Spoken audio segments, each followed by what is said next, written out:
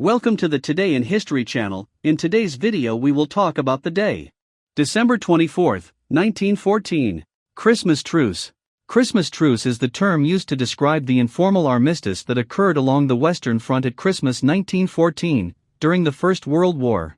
During the week leading up to Christmas, German and British soldiers exchanged festive greetings and songs between their trenches. At that time, the tension was reduced to the point that individuals delivered gifts to their enemies. On Christmas Eve and Christmas Day, many soldiers on both sides as well as French units, albeit in smaller numbers, ventured into no man's land, where they met, exchanged food and gifts, and sang Christmas carols over several meetings. The troops on both sides were also friendly enough to play football matches.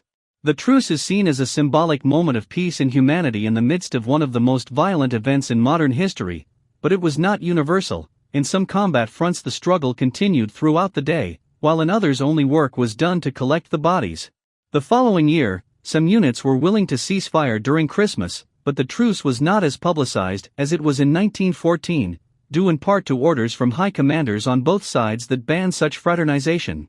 In 1916, after the bloody battles of Somme and Verdun and the widespread use of poisonous gas, soldiers on both sides increasingly saw their opponents as humans, and the Christmas truce was never again carried out.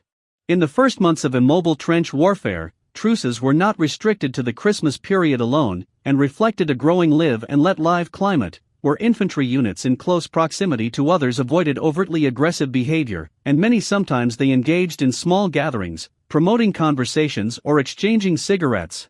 In some sectors there were occasional ceasefires, so that soldiers could go between the lines of battle to rescue injured or dead comrades, while in others there was an unspoken agreement not to shoot while men rested, exercised, or worked on sight of the enemy. The Christmas truce was particularly notable due to the number of men involved and the level of participation even in very peaceful sectors. There were dozens of men who met openly in broad daylight. Did you like the video?